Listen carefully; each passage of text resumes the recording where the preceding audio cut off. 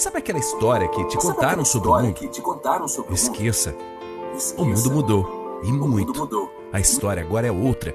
Temos novas formas de aprender, de viver, trabalhar e cuidar. Convivemos com novas tecnologias, novas profissões e, com isso, novas exigências. Mas como se preparar para o futuro profissional nesse novo mundo? A resposta é simples. Crie uma nova história para você também. Venha para a Unisa e descubra como ser o protagonista das histórias da sua vida. São mais de 50 anos de tradição, cursos em todas as áreas do conhecimento, unidades bem localizadas e polos em todo o Brasil. Vestibular 2022, inscrições abertas. Unisa é outra história. Acesse unisa.br e saiba mais.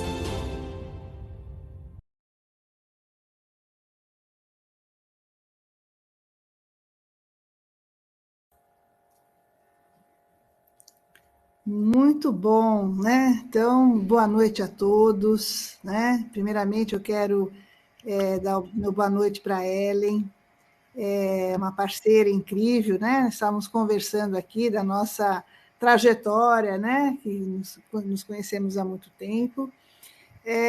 Também dar boa noite para a doutora Vera Lúcia Regina Maria, que é uma honra tê-la aqui nesta sala. É nossa professora também aqui da pós-graduação, não é? E é o nosso aluno MacGregor, né? Outras pessoas acho que vão chegando, e é uma honra muito grande de estar neste webinar, né? Nesta noite. Eu quero apresentar a professora Ellen, né? Professora Ellen, ela vai falar hoje para nós sobre os aspectos práticos da segurança do paciente, né?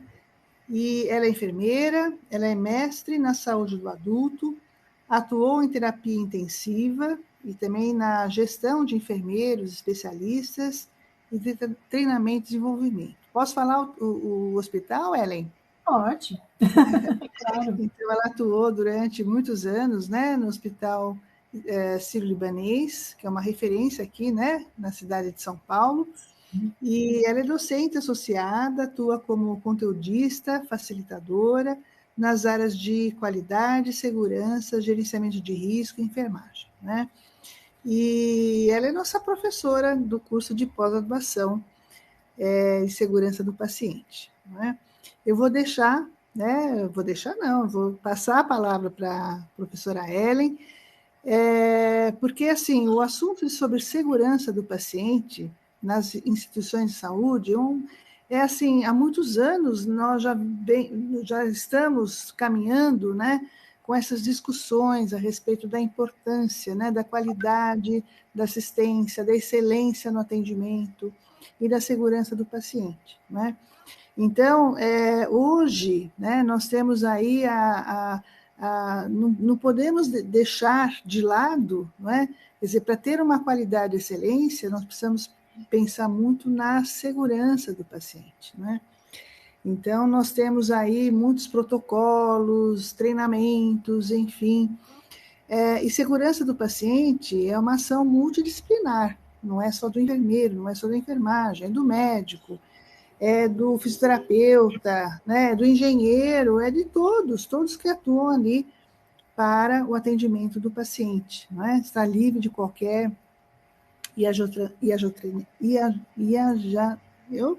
iatrogenia, né? E qualquer problema que possa vir a ocorrer. Nós temos que fazer sempre a prevenção, não é? Então, eu passo a palavra para a Ellen, né? E a palavra é sua agora, Ellen. Obrigada, Denise. É um grande prazer estar aqui. Agradeço o convite, a oportunidade de conversar sobre um assunto que eu simplesmente sou apaixonada. Gosto muito. Então, como a Denise falou, eu tive toda a minha jornada profissional no Sírio-Libanês, então trabalhei 18 anos em terapia intensiva e trabalhei 2 anos na área de qualidade. Então, por ocasião da nossa certificação pela Joint Commission e como referência depois dentro da área de treinamento e desenvolvimento, eu tinha uma grande conexão com a área de qualidade e também com a área de gerenciamento de risco. Então, eu vi também implantar toda a área de gerenciamento de risco. Então, foi assim, um grande aprendizado que eu tive essa jornada no Sírio. e me apaixonei pelas questões de segurança do paciente e gerenciamento de risco também. Então, é um grande prazer estar aqui com vocês, tentar compartilhar um pouco do que eu aprendi e um pouco do que eu estou aprendendo ainda, né? Porque para estar aqui hoje com vocês, eu falei assim, bom, o que nós temos de novidade? Tem alguma coisa nova para eu tentar levar para o pessoal? Então, fui tentar buscar algumas coisas saindo do forno também para a gente conversar um pouco. Bem, só para a gente entrar um pouquinho no assunto, e Denise, fica à vontade para me interromper, quem quiser tomar fala ou ter alguma colocação, fique à vontade também. Eu acho que é interessante isso, né? O pessoal que está assistindo, se quiser fazer uma pergunta, coloca aqui no chat que eu vou controlando e passando para a Ellen, tá bom? Fique à vontade. Então, assim, a Denise já contou um pouquinho desse movimento, né, que foi acontecendo nas questões de qualidade e de segurança do paciente, então, só para a gente lembrar um pouquinho, né, de quando isso tudo começou. Então, a gente teve sempre aquele movimento global da segurança do paciente que veio a partir muito da publicação do Errar é Humano, os estudos do James Reason, né? Lembra, né? Aquela famosa transparência que todo mundo que fala em risco e fala em segurança publica o queijo suíço e as barreiras de segurança, né? Do James Reason. Então, assim, todo esse movimento na saúde e outros grandes, né, nomes que acho que não dá tempo nem da gente poder aqui mencionar, gerando esse movimento que se tornou um movimento global. E aí, em 2004, né, a Organização Mundial da Saúde criou a Aliança Mundial para a Segurança do Paciente. E a partir daí começou a vir todo esse movimento mais estruturado, né? E aí nós tivemos os protocolos de segurança, os grandes protocolos, né, a partir do movimento global, como a assistência limpa é uma assistência segura, né, em 2005, que a gente teve essa primeira publicação.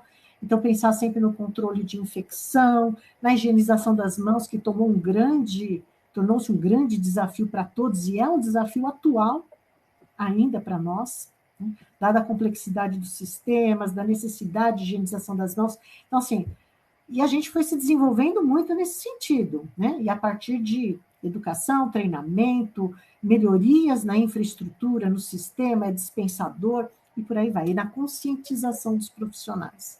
E aí dos profissionais e gestores, todo mundo, né, gente? Porque tem que ter gente, tem que ter processo, tem que ter estrutura para a gente poder trabalhar bem. Então, aí o nosso famoso Dona Bidian também, né? Para falar de estrutura, processo e resultado.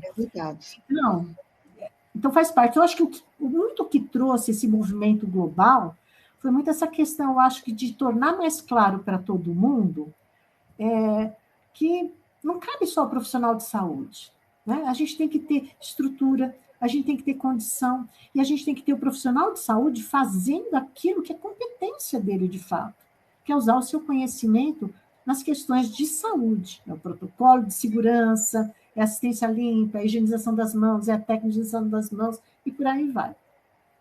Bom, e aí estamos caminhando nisso ainda. Aí, dentro ainda desse desafio global, né, em 2008, a cirurgia segura salva vidas, né? Então, reduzir os riscos associados à cirurgia. Então, sign-in, sign-out, o checklist cirúrgico, a demarcação cirúrgica, né? Então, hoje, o que é interessante? A gente que é velha, né, Denise? O que é interessante? Uma experiência, né, Ellen? Eu sou de uma geração que isso não existia. E assim, eu tenho uma consciência de que eu fui assim, sempre uma enfermeira muito zelosa, muito preocupada em que tudo desse certo, né? E olhava tudo nos mínimos detalhes. Mas, com certeza, as instituições crescendo, se tornando mais complexas, a saúde com essa altíssima tecnologia, cada vez incorporando mais tecnologia, de fato, e o aprendizado que a gente teve, né, com os nossos parceiros de áreas de risco, né? Aviação, né? Vamos falar toda a história da qualidade, né? Eu acho que acendeu para a gente a chama, de fato, de trazer esses conceitos de qualidade e de segurança para a saúde. E aí a gente viu que, de fato, a gente estava muito atrasado em muitas coisas, né? Muitas coisas. Bom, e aí, saindo um pouco do contexto internacional, vamos vir para dentro de casa, né? Aí, em 2013, nós tivemos, então, a publicação dos protocolos de segurança, né? O movimento global do programa, o movimento nacional do programa de segurança do paciente, né? Então, aí é uma experiência também que eu tive que foi muito boa. Eu fiz parte de um subcomitê dentro do Programa Nacional. Então, ele estava estruturado em alguns subcomitês, e na ocasião da implantação do Programa Nacional, eu fiz parte do Comitê de Educação. Então, foi uma grande experiência para mim também, aprender um pouco o modo como a gente trabalha, sempre no formato interdisciplinar, multiprofissional. Então, eu ia para Brasília, participava das reuniões, e a gente discutia qual ia ser a estratégia que a gente ia usar para que, em 2013, todo o nosso programa nacional pudesse entrar no Brasil inteiro. E aí, entrar no Brasil... Dentro daquela portaria, Programa Nacional de Segurança do Paciente. Exatamente, dentro da portaria, né?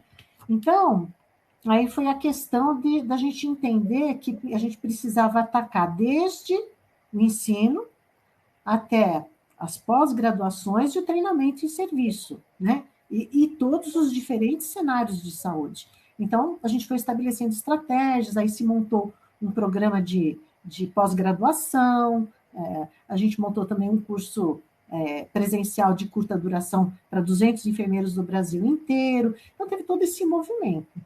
Mas pensando ainda um pouco, acho que vale a pena comentar aqui com vocês desse documento de referência do nosso Programa Nacional de Segurança do Paciente. O que ele fala para a gente? Ó, vê, ele é de 2013, tem 9 anos.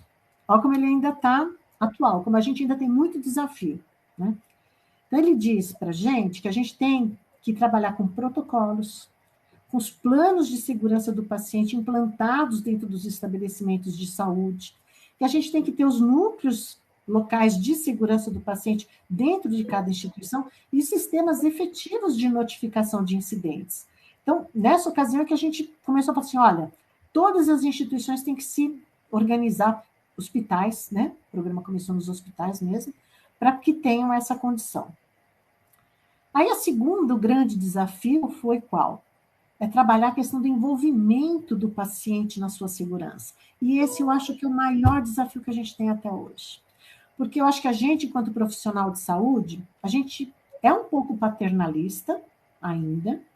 A gente corre muito, e a gente fala assim, não dá tempo de eu conversar com o paciente, não dá tempo de eu envolver o paciente no seu cuidado, não dá tempo de eu explicar para o paciente como é que ele deve prevenir queda. E aí, acho que, para mim, esse, dentro do nosso programa, é o que está mais a desejar. É, de fato, como é que a gente envolve o paciente no seu cuidado, né? E tê-lo como um aliado nosso nas questões de segurança. E aí, eu acho que a gente tem que também trabalhar que nem tudo eu preciso fazer eu junto do paciente. A gente precisa ter ferramentas, a gente precisa ter dispositivos que favoreçam a comunicação. Aí vem a tecnologia de fato, né? Para nos ajudar, nos apoiar nisso, né? Aí vem as questões também da introdução de todas as questões de segurança do paciente no ensino, na pós-graduação, então, que era o time que eu estava fazendo parte, lá dentro do momento da implantação, e aí a questão também de incrementar a pesquisa em segurança do paciente. E a gente precisava começar a fazer o quê? Medir dano, tentar compreender as causas que nos levavam às falhas, né? Então, poder trabalhar, né? Por que eu estou furando o queijo suíço, né? Identificar soluções, avaliar impacto, então, que dano que eu estou causando, que eu estou gerando, né? Transpor essa uma evidência para cuidados mais seguros. E aí, tudo isso são componentes da Organização Mundial da Saúde que foram adotadas aqui no nosso Programa Nacional de Segurança do Paciente. E aí, o que eu comecei a perceber um pouco, né? Muitas vezes, aí falando um pouco da minha área profissional, que é a enfermagem, mas entendendo que esse movimento todo é um movimento em saúde, e é multiprofissional, mas eu, como enfermeira, eu tenho uma vivência dentro da enfermagem, né? Muitas vezes a gente não é capaz de produzir conhecimento, que seja um conhecimento que a enfermagem precisa, por exemplo. E aí eu estou dizendo da enfermagem, mas pode ser que isso seja para nutrição, para fisioterapia, para farmácia e por aí vai. Então, acho que a gente está começando agora, se a gente levantar alguns artigos, algumas publicações, assim, eu estou começando a ficar um pouco mais feliz, porque eu acho que a gente está começando a entender que a gente tem que produzir conhecimento muito em cima da que é a nossa área também de atuação, em prol do paciente, daquilo que eu faço com ele. Aquilo que eu faço com o paciente, enquanto eu digo que é uma enfermagem de protocolo, o meu protocolo, digamos assim, está adequado? Não está? Então, a gente tem que saber, tem que estudar, tem que perseguir isso, né? E gerando conhecimento. e apontando resultado, e fazendo auditoria, e mostrando para o nosso gestor. Então, acho que todo esse movimento de qualidade e segurança é muito em cima disso. Né?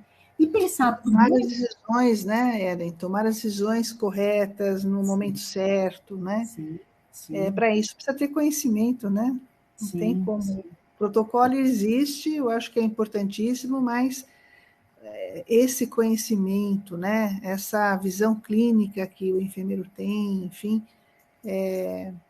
tem que estar atuando a todo momento, né? Sim, sim. Porque o protocolo ele é um guia para a gente, né? Na verdade, ele é um guia de extrema utilidade, construído por especialistas. Mas sempre a gente tem quem é o profissional que está ali na ponta e aplicando aquilo, e entendendo, de fato, as variações. Porque, gente, eu fiz parte de comitês de protocolo lá no Sírio, e a gente monitorava a adesão aos protocolos, a gente monitorava, de repente, por que não estava sendo... Porque não estava aderindo ao protocolo, e qual a justificativa da não adesão. E toda vez que a gente puxava uma justificativa de não adesão, de fato a gente enxergava um gap do protocolo que era muito da condição clínica daquele paciente. Então, sempre pensando nisso. Então o que eu posso dizer para você? Então o protocolo não serve? Serve? Serve muito. E serve também para a gente entender monitorar um padrão básico, entender quais são as variações para melhorar ainda mais esse protocolo e atender ao mesmo tempo, de uma maneira individual, né, cada paciente. Então, eu acho que o caminho muito é esse de saúde e a gente, enquanto profissional, que está ali na ponta prestando o cuidado ao paciente. Né? Mas aí eu falei para vocês que eu andei dando uma olhada, o que a gente tem de novidade, o que eu posso contar de novo. Não é tão novo assim, né? Mas eu achei que valia a pena conversar um pouco sobre isso com vocês, que é o Plano de Ação Global de Segurança do Paciente, né? Que a Organização Mundial de Saúde lançou para esta década. Então, é o Plano Global de Segurança que vai de 2021 até 2030. E o que é legal desse plano? Esse plano, ele... Quando, Ellen, por favor? Ele está vigente de 2021 a 2030. Ó, então, estamos pegando Plano sério, Global gente. de Ação de Segurança. Plano de Ação Global de Segurança do Paciente. É uma publicação da Organização Mundial de Saúde. Ainda só em inglês, gente, tá? Por enquanto, eu não vi nada ainda traduzido, tá? E aí, o que ele fala para a gente? Ó, que interessante, né? Ele traz alguns princípios que orientam a nossa prática, né? É um pouco assim como assim, puxa, é o meu mantra, são meus princípios, eu não posso fugir disso, eu tenho que ter uma essência dentro de mim para trabalhar com as questões de segurança e qualidade. Eu preciso, né, te pegar pela alma. Né? Então, o que ele fala para a gente? Né? Que a gente tem que envolver os pacientes e familiares como parceiros em cuidados seguros. Ó, já falei que esse é o principal gap que a gente tem no nosso programa. Ó, ele está falando que a gente ainda tem que fazer isso melhor. Né? Que a gente tem que alcançar resultado através de trabalho colaborativo. Gente, interdisciplinaridade, multidisciplinaridade, trabalho em equipe, colaboração. Né? Não é só eu com você e você comigo, né? É entender cada contexto, o momento que eu estou, quem está precisando de ajuda nesse momento, no que eu posso compartilhar do meu conhecimento, mesmo que o outro que seja o primeiro ator naquele momento. Né? Então, a questão mesmo da gente ter um trabalho colaborativo na essência. E isso, as empresas são muito responsáveis em promover esse trabalho colaborativo. É algo que tem que fazer parte da essência de cada local que você trabalha. Né? E os líderes, eles são muito importantes no sentido de trazer isso como uma coisa boa da instituição, tá? Como um valor da instituição. Né? Exatamente, né? A gente sempre comenta, né, os nossos alunos, essa visão da liderança, né? O enfermeiro, ele não nasce líder, mas ele tem que desenvolver a liderança porque ele tem tudo, não é? Sim. Então, olha a importância, né, dessa competência, né? Sim, sim. E também a questão da interdisciplinaridade. eu participei também de muitas equipes de protocolos, como eu comentei com vocês, e a gente tinha comitês de educação, de treinamento e desenvolvimento, tudo interdisciplinar, multiprofissional, interdisciplinar, e a gente tinha um ganho de conhecimento e de expertise, e também de braço e de perna e de gente para fazer também as coisas, né? Então, eu acho que isso é muito bom, isso é algo que tem que se plantar nas instituições, né? Não ficar cada um no seu quadradinho, né? Na sua caixinha. Então, sair da caixa, precisa trabalhar realmente em equipe, né? Equipe multidisciplinar, né? Exatamente. Ele fala também para a gente que a gente tem que analisar e compartilhar dados para gerar aprendizado. Então, vejam só, né? É gerar conhecimento. E eu só gero se eu mensuro, se eu verifico, não importa a metodologia, né? Pode ser quali, pode ser quant, pode ser um banco de... seja lá o que for. Mas eu tenho que ter um método, uma ferramenta, algum jeito de monitorar tudo aquilo que eu estou fazendo. Para quê? Para que a gente possa entender a sua efetividade, a sua eficácia, né? Todo o seu resultado, de fato, que a gente está atendendo, né? E que, a partir disso, também vou gerar aprendizado. Porque aí, se eu falhei, né? Não pode ter dado certo aquilo. Eu vou corrigir. Né? Então, de fato, sempre analisar e compartilhar dados. E essa análise e compartilhamento de dados não é só na minha instituição. Pensa, gente, é aqui na minha unidade, é no meu plantão, é na minha instituição, é no mundo, né? Denise, você ia falar alguma coisa? Te cortei. Não, eu acho que é isso. Nós temos que desenvolver, né? O enfermeiro, como você falou, o enfermeiro faz muito, mas publica pouco, né? Pesquisa pouco, enfim, então nós precisamos somente compartilhar. Tem aqui o MacGregor está colocando, acho que a parte mais importante, ao mesmo tempo mais difícil da profissão, é lidar com o outro. Seja o paciente ou a equipe, a gente nunca tem controle das ações do outro, por mais que seja bom gestor ou líder. É a convivência, né? Nós precisamos, né? Esse é um desafio diário, não é? Desafio diário. Deixa eu me meter, MacGregor. Eu acho que isso até dentro de casa é assim, não é não? Não tem como, gente, lidar com pessoas é o mais difícil, Então, por isso que a gente fala que toda essa questão do trabalhar com os outros tem que ser algo que a instituição mostre que tem valor. A alta diretoria, o alto escalão, porque aí as pessoas começam a tirar um pouco as suas armaduras, sabe? E começam a falar assim, puxa, eu participei de uma reunião multidisciplinar, o meu chefe gostou, ó. Então, a gente precisa, de fato... Eu ajudei a colega naquele protocolo de prevenção de quedas, a gente montou um comitê multiprofissional. Legal. Tá? Então, é assim que a gente vai construindo. Tá? O crescimento, precisamos do gestor, e precisamos da alta diretoria favorável a isso. Né? Que a gente precisa medir, que a gente precisa mostrar resultado, a gente precisa... Tá? Que a gente tem que... o que ele está falando também, né? Que a gente precisa entender todos os cenários de cuidado. E que, em algum momento, um grande desafio que eles trazem para a gente aqui é que muitas questões de qualidade e segurança olham muito só o hospital. Né? Então, ele está falando, olha, a gente precisa olhar cada ambiente de cuidado ao paciente. E, inclusive, a atenção domiciliar. Então, começar a olhar, né? Porque muito foco de segurança foi dado só para a área hospitalar. Depois veio um pouco para a home care, mas ele está tentando fazer com que mais perfis, né, de saúde, de cuidado em saúde, abracem essa causa e entendam que eles têm que construir cada um conhecimento próprio que é do seu perfil.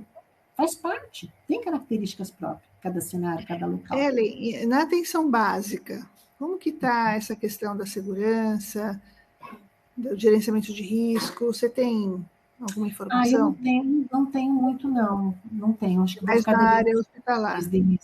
Porque quando o programa começou aqui no Brasil, ele começou, eu lembro que lá quando a gente lançou o programa, isso já há 9 anos atrás, a gente conversou um pouco sobre essas questões de como isso ia entrar, por exemplo, nas UBSs. Né? Então, o programa em si, ele começou com um foco maior na área hospitalar. Mas depois começou a ser dado alguns movimentos, pelo menos das metas de segurança do paciente estarem presentes nos outros cenários de cuidado. Tá? Então, as metas de segurança hoje, elas estão também presentes no cuidado domiciliar, na atenção básica, então isso entrou. Tá? Não sei se tem gerenciamento, tá? Vou ficar devendo isso para vocês. Tá?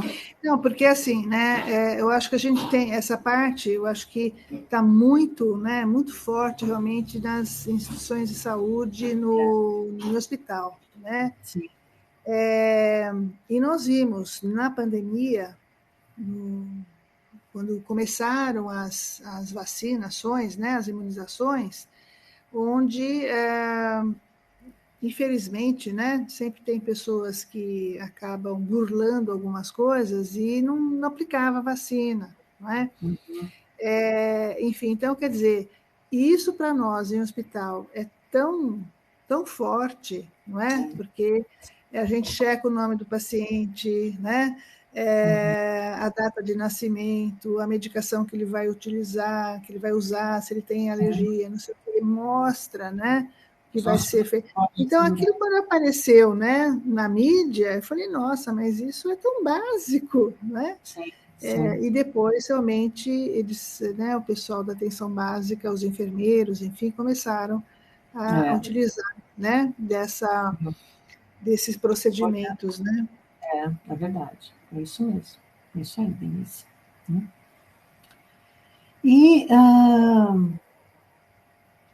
E aí ele fala também, estou falando desses princípios orientadores aí da Organização Mundial de Saúde, ele fala para a gente também que a gente precisa usar o conhecimento científico, mas também as questões da experiência do paciente em tudo que a gente elabora no cuidado. Então, todo mundo, né, está muito em alta, né, a gente ouve falar muito sobre a questão da experiência do paciente hoje em dia, né, porque se a gente trabalha para gerar um cuidado em saúde, nosso principal cliente é o paciente. Então, ele tem que ser ouvido, ele tem que poder opinar pelo modo como a gente faz as coisas. Participar, né? Participar do seu cuidado. Então, né, os grandes hospitais hoje já têm os seus comitês, né, de experiência do paciente implantados, onde pacientes, clientes fazem parte desses comitês, justamente trazendo a sua experiência, e por aí vai. Então, é outra coisa que aqui a Organização Mundial de Saúde está falando que a gente precisa, de fato, trazer o paciente como um parceiro nosso, enquanto profissional da saúde. E falou também que a gente precisa o quê? Incutir a cultura de segurança ali na ponta, na prestação do cuidado. Né? Então, não adianta a cultura de segurança estar ali com os gestores, somente com os gestores, com a alta liderança, com quem trabalha na qualidade, com quem trabalha o risco. Né? A gente tem que cuidar para que essa cultura de segurança esteja presente, de fato, ali, um a um, dentro da instituição. Em cada atitude dele, não só em cada pessoa, mas em cada atitude também que ele tem. Então, quando a gente fala justamente dessas questões de segurança, é uma mudança total de consciência, né, de paradigma. Né? Então, sei lá, vou dar um exemplo para vocês, a gente pensar sobre, por exemplo, as notificações de eventos adversos, de danos, né? Antigamente, os erros, o que a gente percebia, por exemplo? Isso foi uma vivência que eu tive. A gente já tinha um sistema de notificação implantado, as pessoas notificavam. É um sistema eletrônico, tinha que ir lá, entrar no sistema, colocar, cadastrar, selecionar do que se tratava aquele evento e lançar. Tá? Aí, e mesmo assim, a gente tinha até que uma boa adesão à notificação. Mas tinha algumas unidades que, não, mas aqui é só o enfermeiro que notifica. O técnico não, é só o enfermeiro que preenche ali a notificação. Está errado, está errado. Outra coisa também, por exemplo, notifiquei, tá bom, e aí? Como é que as pessoas vão saber o que foi notificado? O que foi feito com aquilo? Quais são os nossos principais gaps? Outra coisa ainda, mudamos um processo, sei lá, começamos a colocar um novo método em relação à questão da dispensação da medicação, por exemplo. E deu tudo tão errado que não dá tempo de eu ficar notificando. E aí? E aí? Dá tempo, porque se eu ficar ali só notificando, eu não vou mais cuidar do paciente. Então, o que é importante? E aí as pessoas, elas se cansam de falar que está errado e não ter retorno, por exemplo, de melhoria. Então, o que eu posso dizer para vocês? A gente tem que entender, de fato, o que acontece na ponta. E a cada movimento, pensa, a instituição é um organismo vivo. Da mesma maneira que a gente, ser humano, é um organismo em constante, né, movimento, cada instituição, cada plantão, cada andar, cada corredor, cada Quantas quarto. coisas que ocorrem, né? Durante De o seu altíssima, plantão, o plantão de das 24 altíssima horas. complexidade. Então, quando a gente fala em segurança, a gente precisa encontrar as melhores ferramentas para que as pessoas possam, de fato, trabalhar com segurança. Então, por exemplo, nesse contexto que eu falei para vocês, que estava dando tudo errado, o que a gente fez? A gente pegou uma folhinha de papel, a canetinha, ó, vai pondo X aqui em cada um que você vê que não está dando certo. E a gente reuniu essa informação e fomos gerando dados, outras informações para contar. Então, quando a gente pensa em qualidade, em segurança, a gente tem que pensar também nessas ferramentas. Como que a gente lida com cada contexto, com cada situação. Tá? Então, pensando ainda, alguns exemplos, por exemplo, ele fala dentro desse documento, voltando um pouquinho para esse documento, por exemplo, ele fala também que a gente tem que ter uma política para eliminar os eventos adversos evitáveis. Precisa acabar com o evento que podia ser evitável. Então, eu lembro também de uma outra vivência minha. Gente, profissional que se pica por causa de uma agulha descartada de maneira inapropriada, isso não tem que acontecer. Isso tem que ser zero. E eu tenho certeza que isso ainda existe. Apesar da gente ter praticamente acabado com as agulhas, ainda tem instrumental, ainda tem uma ou outra, ainda existe, mas tem que ser zero. Por exemplo, uma outra coisa que a gente tem que buscar fazer, que eles recomendam, é a gente entender que cada instituição a gente tem que colocar sistemas confiáveis. Então, quando a gente fala que a gente vai mudar algum processo, que a gente vai colocar um prontuário eletrônico, que a gente vai colocar um dispensador de medicamento que é eletrônico, ou que a gente vai ter a prescrição eletrônica, a gente precisa assegurar que isso seja confiável, efetivo, que isso funcione direito, que eu não burle. Né? Então, é isso que ele está falando para a gente. Olha, presta atenção. Utilize sistemas confiáveis, mas que eles precisam funcionar. Certo? A gente sabe disso. Mas vejam como... A tecnologia está ali, né? Tecnologia.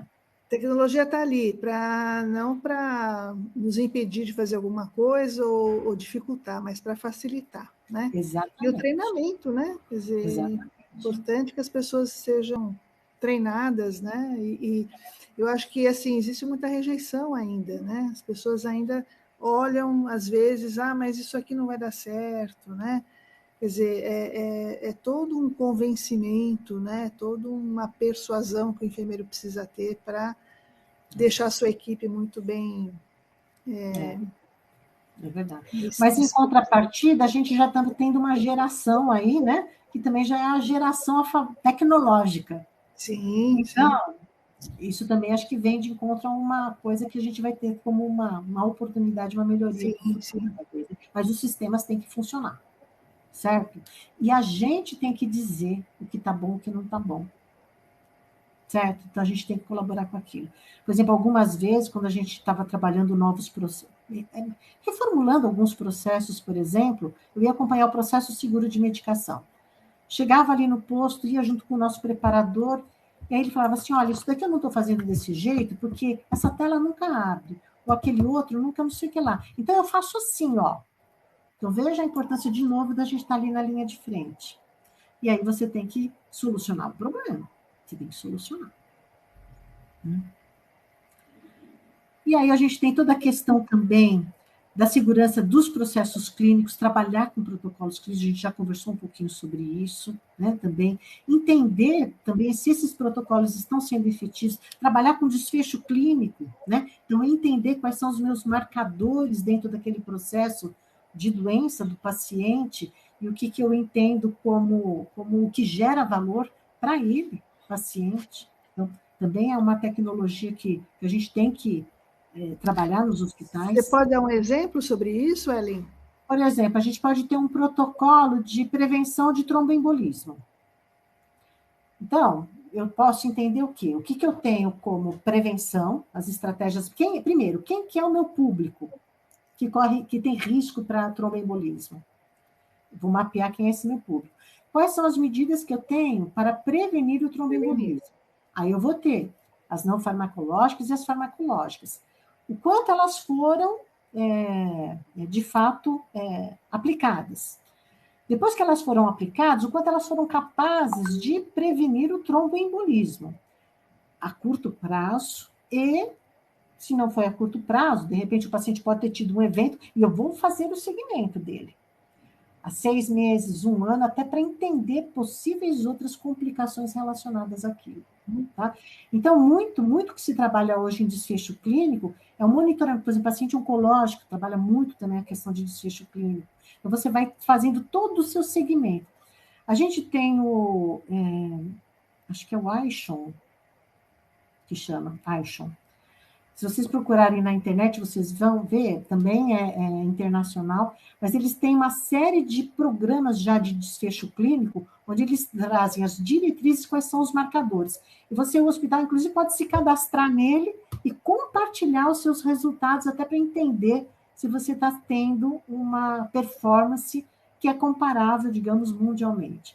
Hoje, dentro de grandes hospitais, você já tem até equipes de desfecho clínico, hoje, trabalhando, que fazem todo esse monitoramento desses pacientes, em algumas questões escolhidas de doença, algumas enfermidades ou procedimentos. Como que é lindo tudo isso, né? E em poucos anos, né, Ellen? Sim, porque sim.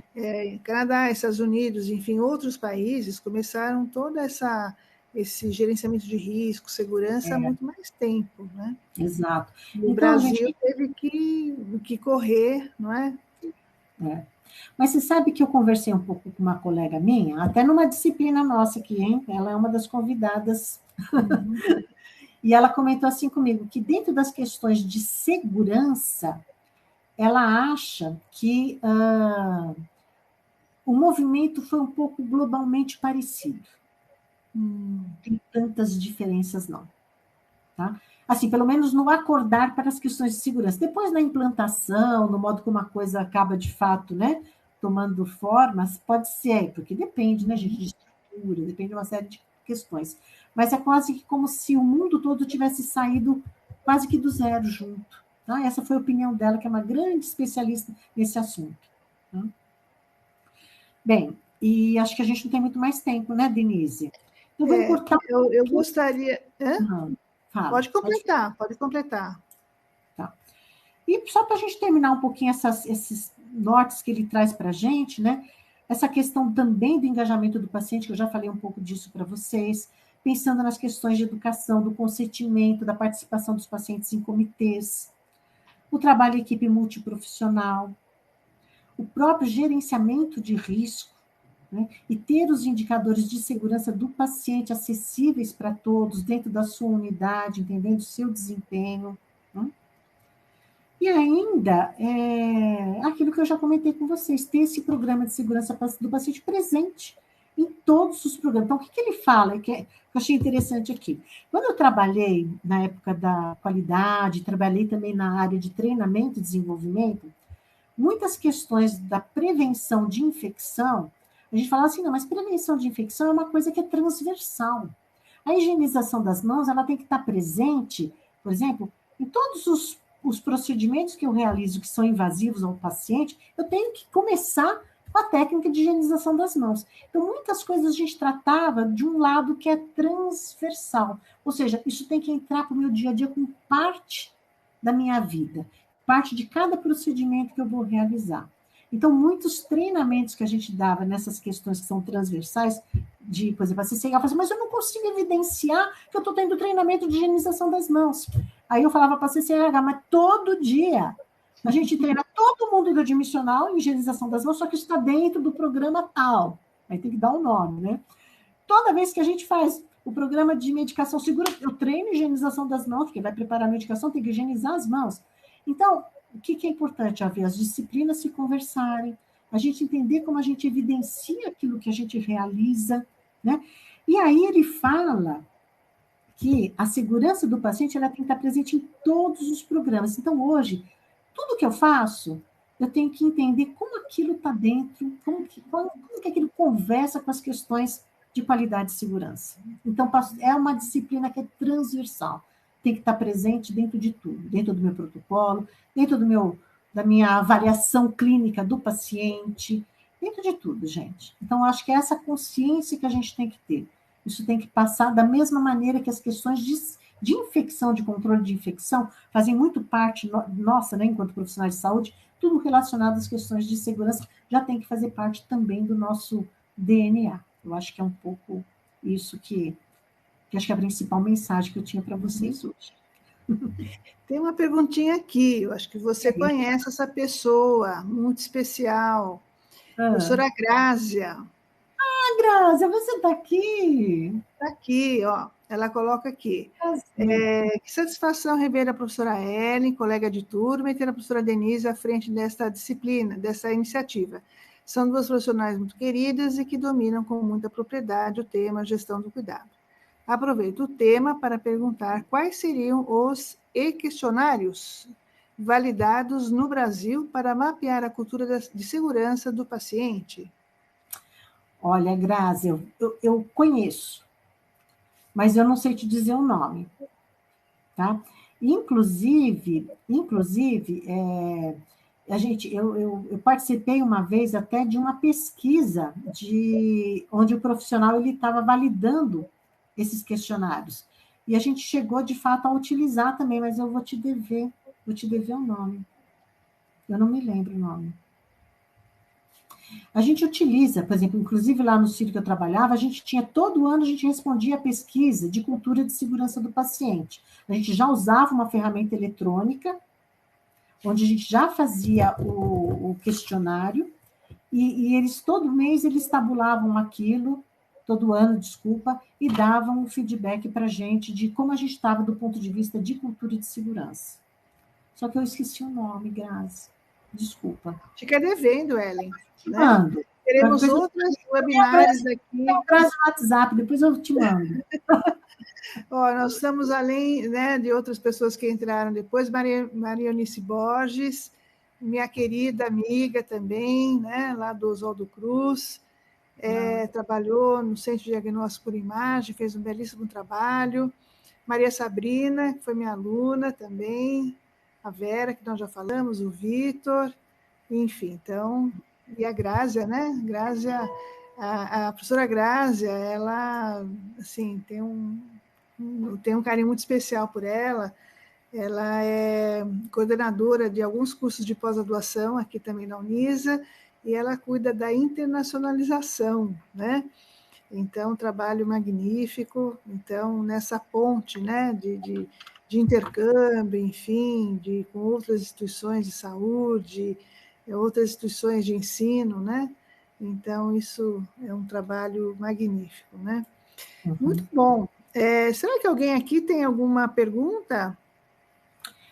Deixa eu só comentar uma coisinha, voltando, não é bem cultura de segurança, mas a gente tem também, né, Grazi, o relatório de avaliação nacional das práticas de segurança do paciente, que isso é feito, então, pelo Ministério da Saúde, né? E que todo ano, inclusive, tem um link que você entra pela internet e você responde, se você acessa o questionário, e você responde, e é um questionário por instituição.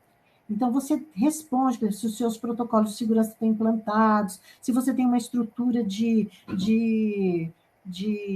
comitê de segurança instalada na instituição. Então, tem um questionário enorme, isso é facilmente acessível pela internet.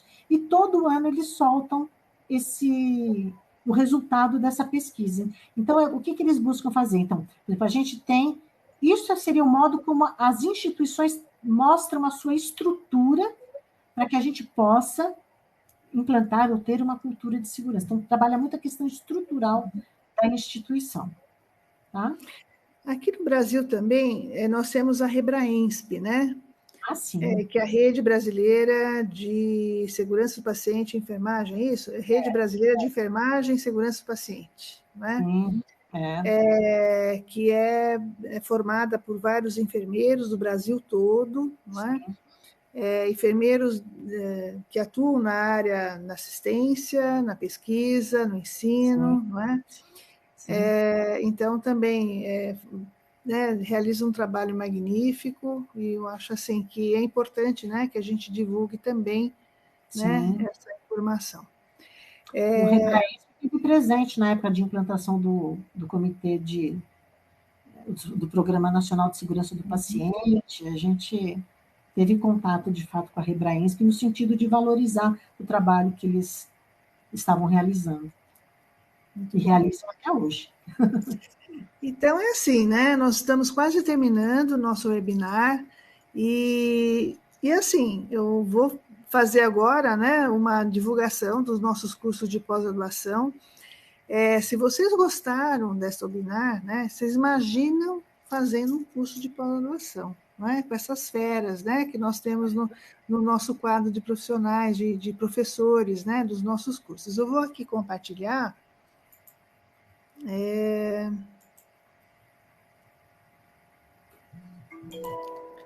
Eu só preciso ir buscar o meu... Aqui. Tá compartilhado, gente? Ainda não. Para Não? mim não está aparecendo. O que eu deixei de fazer? Da outra vez eu fiz tão direitinho. Tem um ícone vermelhinho embaixo, compartilhamento de tela, você viu? Ah, mas é compartilhamento de tela, não é? Acho que não é isso, né? Vamos lá, vamos lá. Compartilhar.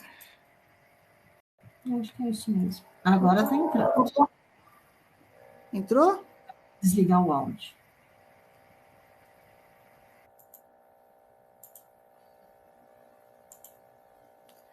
Tá aparecendo? Acho que ainda não, né? Ele está rodando. Tá rodando? É. Mas ainda não apareceu, não. Para mim, pelo menos, né?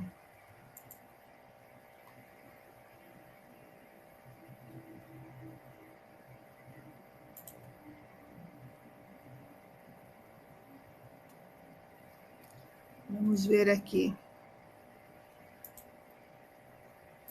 Está só rodando.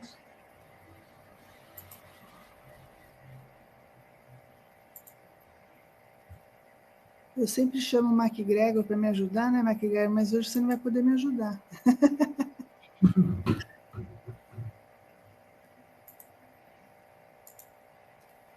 Agora acho que vai.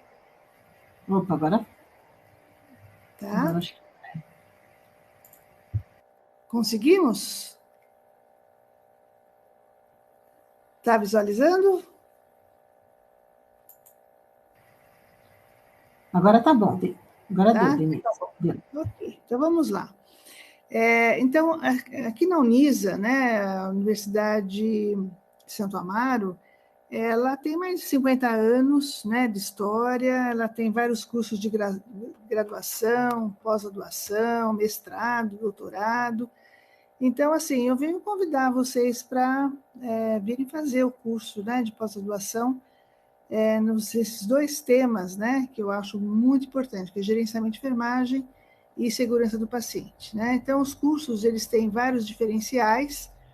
No nosso curso, em especial, nós estamos oferecendo na modalidade ensino à distância, no EAD, porque iniciamos, né, um pouco antes da pandemia, toda a elaboração dos nossos projetos, enfim. Então, e com isso também, né, não só por causa da pandemia, mas porque esses cursos eles têm aí uma penetração em vários locais, né, em vários ambientes, né, longínquos aqui da nossa sede, que fica no Campus 1 em Interlagos, no Campus 2 em Santo Amaro, né? Então, dessa forma, nós podemos estar formando, né, ou desenvolvendo enfermeiros nos vários locais aqui do Brasil, né? Então, os cursos têm uma duração que você poderá fazer o curso em até 6 meses, né? Então, vai depender muito de cada aluno, de como que ele vai aproveitar, que ele vai poder, né, se dedicar integralmente ao curso, enfim. É um curso também que ele está muito ligado com as demandas, com as necessidades, né, do enfermeiro nos vários ambientes, né, na área da saúde. E o corpo docente é formado por feras, né, como a professora Ellen, professora Audrey também, professora Vera Lúcia, que está aqui presente, e é formado por mestres e doutores. Então, nós temos os 2 cursos, gerenciamento de enfermagem e segurança do paciente. Gerenciamento de enfermagem, o público são os enfermeiros, e segurança do paciente é um curso multidisciplinar, né? Não só para enfermeiros, mas também médicos, engenheiros, enfim, quem, né, tiver. É tão importante porque hoje os hospitais precisam realmente de pessoas formadas, capacitadas em relação a toda a parte de segurança do paciente, né? Gerenciamento de enfermagem é um curso que tem 360 horas, né? Nós temos essa disciplina Design Your Life, uma disciplina institucional. Vocês podem verificar aqui que a carga horária, todas as disciplinas são com 60 horas. Nós temos gestão de serviços e recursos de enfermagem, com a professora Audrey Elizabeth dos Santos, comunicação e marketing em saúde, gestão da sistematização da assistência de enfermagem, nossa querida, né, doutora Vera Lúcia Regina Maria, a gestão da qualidade e segurança do paciente, com a professora Liliane Bauer Feldman, e gestão de competências de enfermagem, com a doutora Valnice Oliveira Nogueira, né? Então, são todas, nesse curso, são voltados, né, como eu falei, para enfermeiros, são profissionais, né, mestres, doutores, enfim, com muita experiência na área, e eu tenho certeza que, né, quem se inscrever, fizer esse curso, vai aproveitar muito e gostar muito. E segurança do paciente, são 7 disciplinas, né? Então, essa disciplina Design Your Life, como eu falei, é uma disciplina institucional, que fala muito a respeito da carreira do profissional, como que ele pode estruturar a sua carreira, desenvolver a sua carreira. Depois nós temos a segunda disciplina, Bases Conceituais de Segurança do Paciente, com a professora doutora Audrey Elizabeth dos Santos. Metas de Segurança do Paciente, com a professora Ellen Maria Benito Escapolan Petrolino, que acabou, né, de nos brindar aqui com essa webinar. Implementação do núcleo de segurança do paciente, porque hoje né, fundamental, né, é obrigatório que em todos os hospitais precisa ter um núcleo de segurança do paciente. Então, o que é o núcleo de segurança, como implementar, tudo mais, com a professora Liliane Bauer Feldman. Gerenciamento de risco, novamente, a professora Ellen Maria Benito Escapolan Petrolino, que vai falar a respeito de, né, o que é um risco, o que é um dano, o que é a cultura da segurança, enfim, como que eu posso e devo, né, evitar, né, erros, enfim, então, toda essa parte com a professora Ellen, né? Comunicação significativa e envolvimento do paciente, com a professora Thais Oliveira Pires Lopes. Essa é uma disciplina também muito importante em relação à comunicação, né? O envolvimento do paciente, da família, aquilo que a professora Ellen acabou de falar, né? Quer dizer, o paciente envolvido com a sua própria segurança, né? E como fazer essa comunicação, né, efetiva juntamente com paciente, família, profissionais da área da saúde. Ambiente de prática e segurança do paciente, com a professora Audrey Elizabeth dos Santos também. Então, nós temos aqui, né, um total de 7 disciplinas com 420 horas. Então, o nosso ambiente, né, ele é muito agradável, não é? Então, existem vários recursos, né? Biblioteca virtual, vários recursos, né, de exercícios, não existe hoje, né, as avaliações são realizadas através de estudos de caso, cada disciplina vai ter tutores, o professor que vai fazer todo o segmento da disciplina, esclarecer dúvidas, enfim, ter um contato, apesar, né, mas é EAD, mas nós estamos ali, né, o curso é um curso vivo, né, um curso onde realmente tutor, professor está ali ao lado de cada aluno, né? Então, é um curso bastante atual, esses cursos acabaram, né, de serem desenvolvidos e estão muito atuais, professores renomados, com muita experiência, né, na área da saúde, e o tempo para realização, como eu falei, é um tempo que o aluno vai estabelecer esse tempo. Ele vai fazer em um ano? Pode. Ele pode fazer em menos tempo? Ele pode, né? Então, o aluno vai dar esse tempo de finalização, tá? Não existe mais o TCC, não é? Trabalho de conclusão de curso, então isso também muitas vezes é um empecilho, né, para o profissional que não tem tempo, enfim. Então tudo isso é importante. Preço também, nossos preços, a Unisa tem uma tabela de preços muito acessível, né, para os profissionais, tá certo? E então, nós temos o portal da Unisa, onde o interessado, né, o enfermeiro interessado, o profissional da área de saúde interessado, entra no portal da Unisa, né, acessa o portal, né, cria uma conta, é super rápido. Assim que terminar esse webinar, também vocês, né, as pessoas que tiverem interesse em se inscrever, poderão se inscrever, tá certo? E aí, após a confirmação do e-mail, fazer o login, entrar na área de matrículas, fazer a sua matrícula, enfim. Então, tem o passo a passo, ele é muito interativo e tenho certeza que vocês vão gostar muito, né, de fazer esta pós-graduação, né?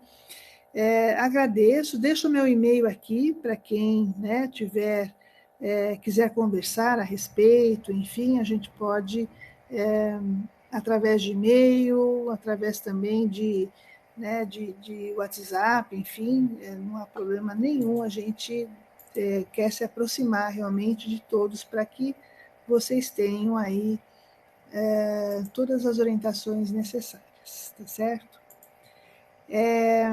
Não sei se a Ellen gostaria de falar mais alguma coisa, se alguém aqui do público quiser fazer alguma pergunta. Bom, eu gostaria de agradecer a oportunidade de estar aqui com vocês, de agradecer o convite, Denise, de compartilhar um pouco do que eu estou aprendendo ainda, que aprendizado é constante, é contínuo. Sempre, sempre. E compartilhar, bater um papo com você, Denise, né? Rever a Grácia, alguns colegas aqui que compartilharam um pouco com a gente também pelo chat. E podem contar comigo o que vocês precisarem, tem meu contato. Com certeza.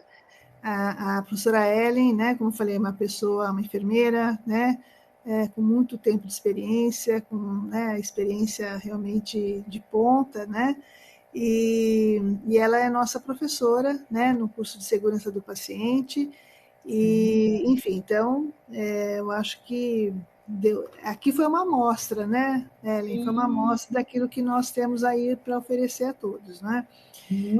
Esta palestra, né, essa webinar foi gravada e a partir de amanhã, né, ela vai estar no YouTube. Então, para quem não pôde, né, tem muitas pessoas que se inscreveram, mas trabalham à noite, ou tem aula à noite, enfim, não puderam assistir, mas poderão assistir pelo YouTube, tá bom? Também, né, todos vocês vão receber um certificado, tá certo? Então, acho que é isso, né? Eu agradeço a presença de todos, e também a Osana também está fazendo parte aqui, uma querida, né? E agradeço a Ellen, né, pela sua disponibilidade em compartilhar sua experiência. Muito obrigada a todos e até uma próxima, né? Quando tiver uma próxima, com certeza nós vamos fazer a divulgação, tá bom? Um beijo para todos, fiquem com Deus, né? Agora estamos domingo agora, né? É a Páscoa, então uma feliz Páscoa para todos, né? Com muita proteção divina a todos, enfim. E até uma próxima, gente. Muito obrigada. Até, obrigada.